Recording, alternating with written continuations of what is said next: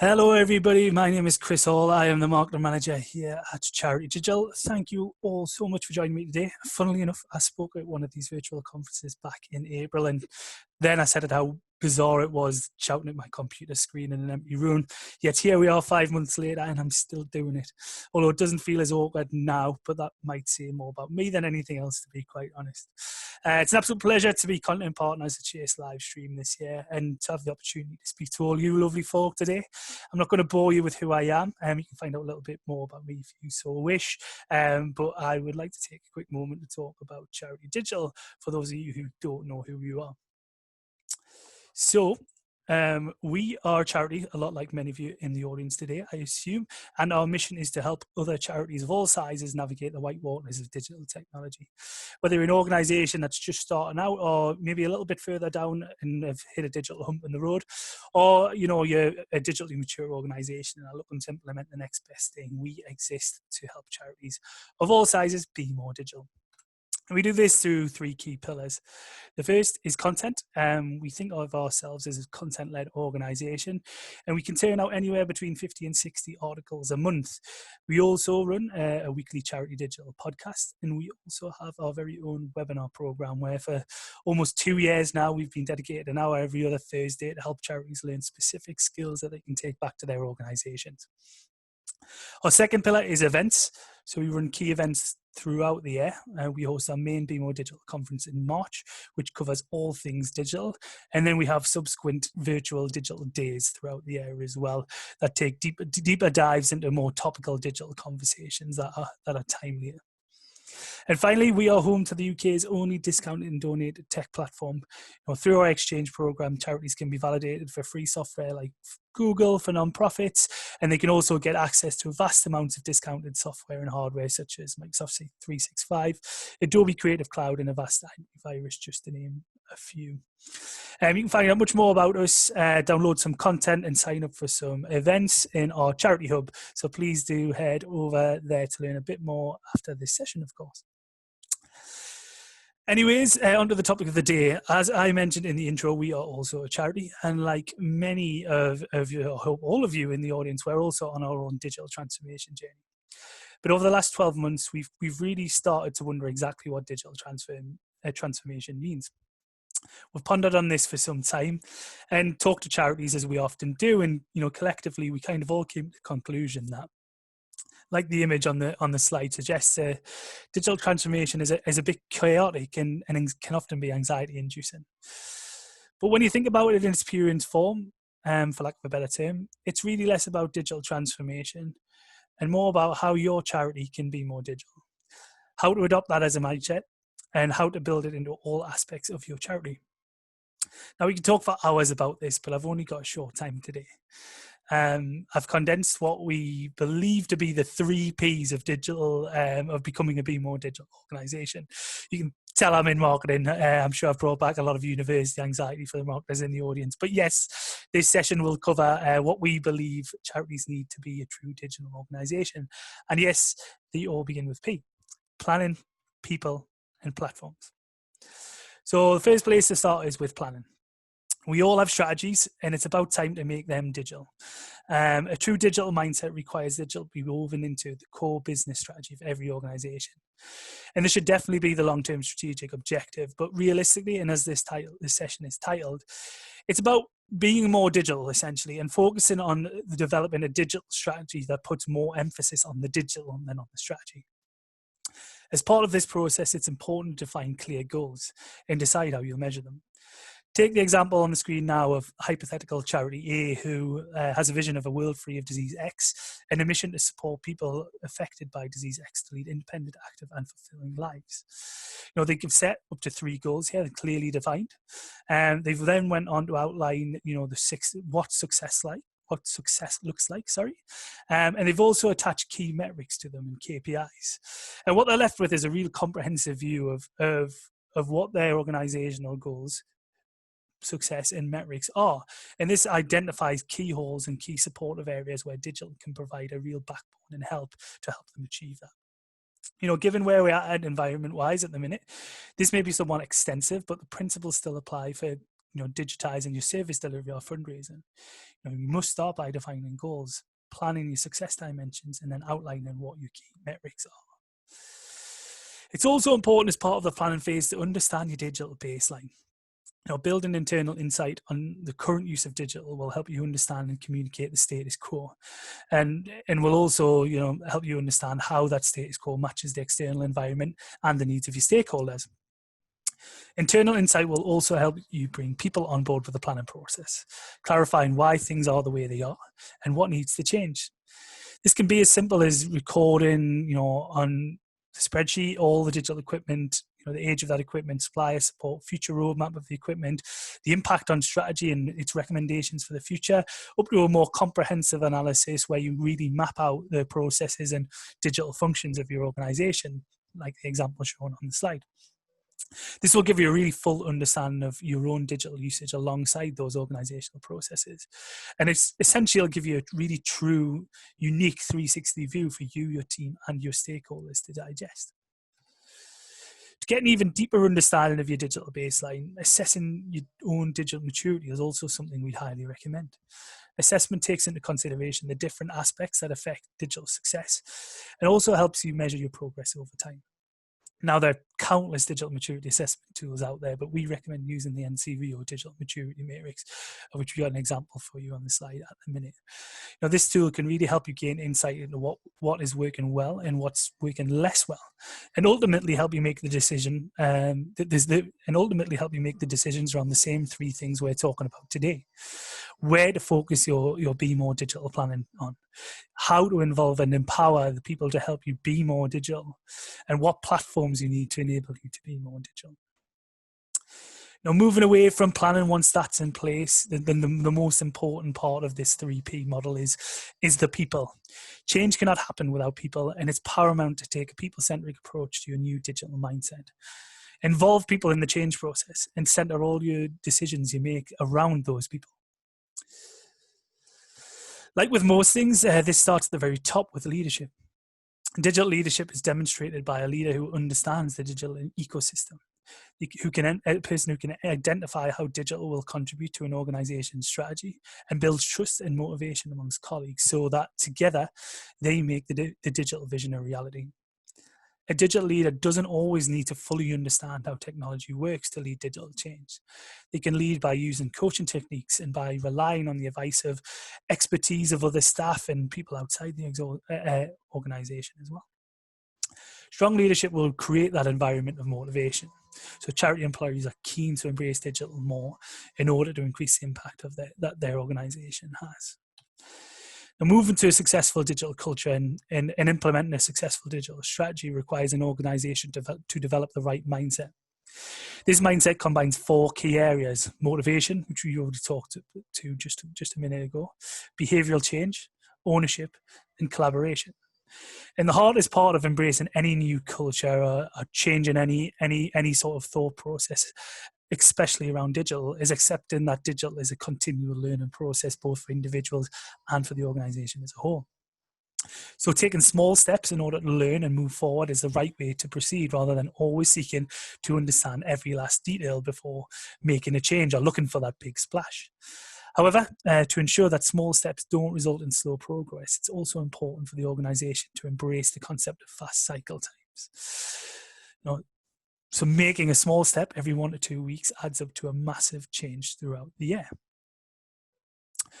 The next point is about ownership, and ownership is all about digital becoming a key consideration of everyone's job rather than something thought about by just a central team. The mindset needs to be that digital affects everybody in the organization and forms part of everybody's role, not that it's just carried out by one specific digital team.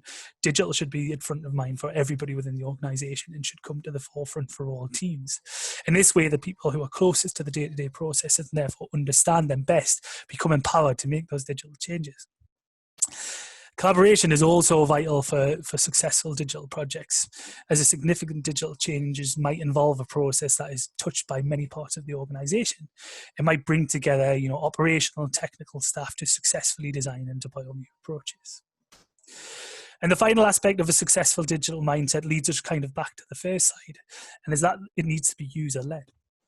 This means that the needs and behaviours of beneficiaries, donors, and other stakeholders need to be the start point of absolutely everything. Initially, this focus will need to be deliberate, but over time, it should become a core part of the culture and should ultimately bring you closer to donors, service users, and all those involved with the charities. That's why it's also important to invest in people as well. Every job needs to include relevant digital skill sets. These are the skills which will be enable the post holder, role holder to achieve their objectives in support of the organizational objectives.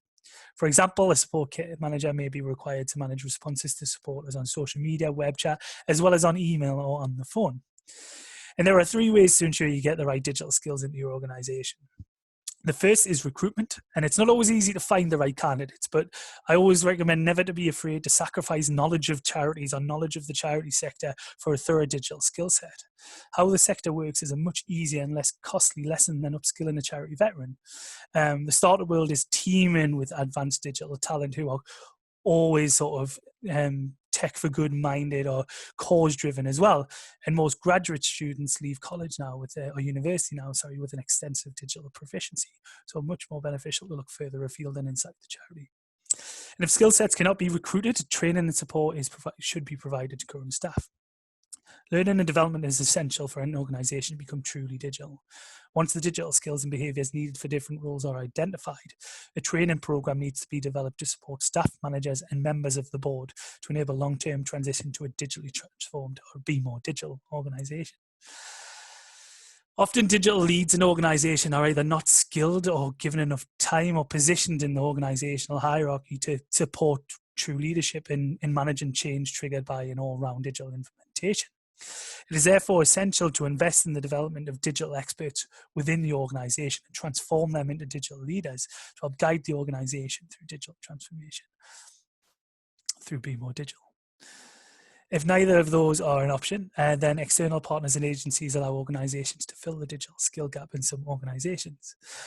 There are many digital agencies out there that can cater to your needs, but most have expertise in specific areas rather than digital as a whole, and are often pricey over longer periods of time. As well as paid for digital agencies, there are many pro bono companies and freelancer platforms that can supplement some of the need as well. Data Kind spring to mind immediately. Did a little poem there and didn't realize. And they're a great example of a pro bono organization that helps with data projects. And platforms like Fire as well can help with some digital needs also, but particularly video creation and copy creation, content creation, that sort of thing. So moving on, we have platforms and getting the right platforms into your organization. In a pre-COVID world, this was the point where many charities can become to get stuck a little bit. When it comes to tech platforms, it's really, really easy to get sucked in by the bright lights of those marketing automation and comms tech platforms without really having the infrastructure in place to really execute them properly. If tech infrastructure isn't given the time of day, and then as the organization becomes more digitally sophisticated, the demands on underlying infrastructure will increase, and the infrastructure itself will start to become a constraint on the effectiveness of digital throughout your organization. I mean, in a nutshell, it's essentially making sure you have solid foundations to build on. And I do believe lockdown has changed this somewhat. Moving to remote working has re-emphasized the importance of organizational tech infrastructure and forced us to re-examine our tech needs to be able to operate efficiently and successfully. Good example of that is if a charity starts to use an online video services significantly, then, like Zoom, for example, then the bandwidth requirements of both the local area network and broadband service will increase.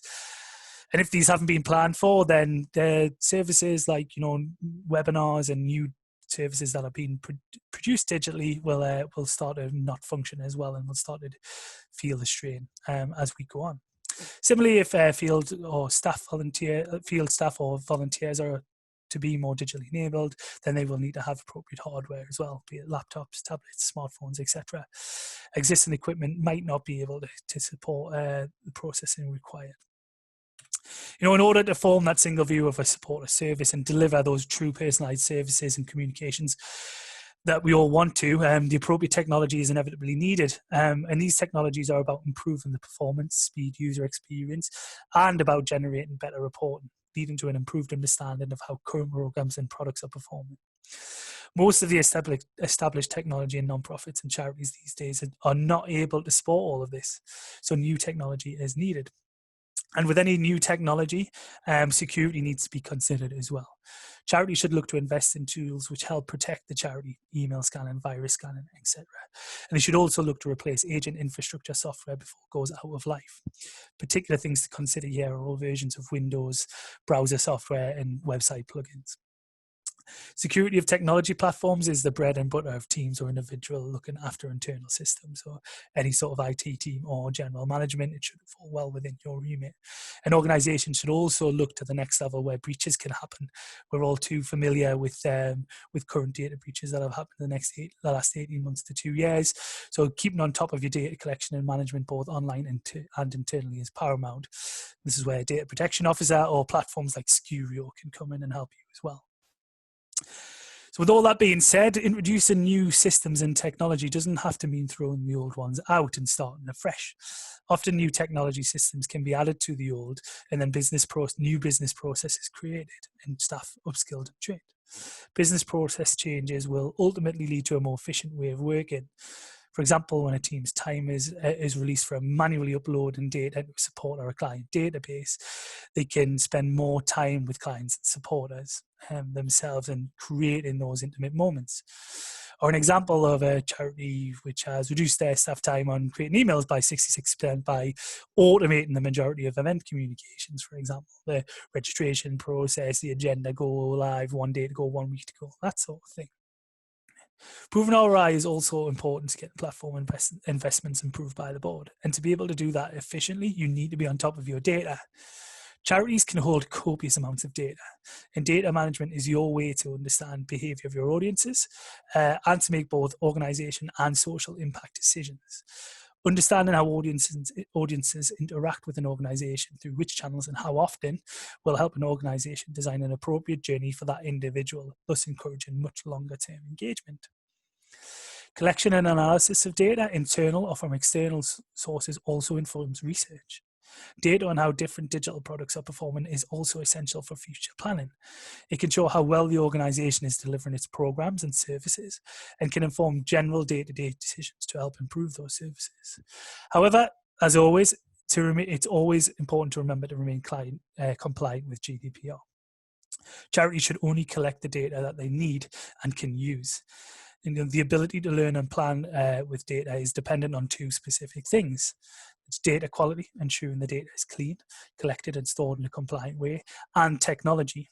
So technology which enables the bringing together of the data from many different sources in order to create reports which help paint that picture of how audiences are engaging or how an organization is performing. So that was a very, very rapid run through of 20-minute overview of what the 3 main things, or the 3 key things are, to help start building that digital mindset. So these are your sort of top 3 key takeaways from today. Planning. Set your goals, assess your processes, and understand where you are digitally at the very beginning. People, the most important one in step 2. Keep people at the core of your changes. This will help much wider adoption of that be more digital mindset. You'll get much better results in the long term. 3, platforms. Add any new tech to solid foundations and make sure you're data driven in your decision making, and of course keep your charity protected and stay secure. Well, that's it. Big thank you for me. We've covered loads in that 20 minutes. We will have our guide to developing a digital strategy ebook over on our hub for you to go and download now. This covers a lot of what we talked about today in much more detail and includes additional information for you as well on how to change to that be more digital mindset. We also have a great video over there for you to learn how to access our donated and discounted tech. So do please head over there, check us out, and don't forget to register to Charity Digital as well while you're there. We keep you all updated every few days with all the content that we're publishing, and it's totally free for all charities as well. Lastly, if you have any questions, I'll be at our hub also answering your questions via the live Q&A function. So post anything to me there and I'll get back to you straight away. Also feel free to connect with me on LinkedIn as well. Thanks again for joining me. Hope you've learned something valuable, and I hope to catch you all soon. Thanks. Bye.